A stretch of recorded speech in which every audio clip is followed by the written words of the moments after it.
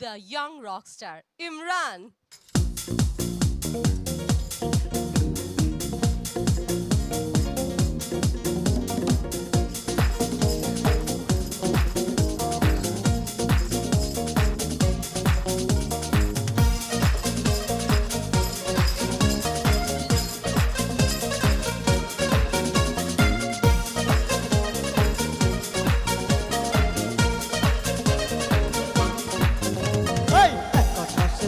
তুই একা কুলিস নে কুতে দিস তুই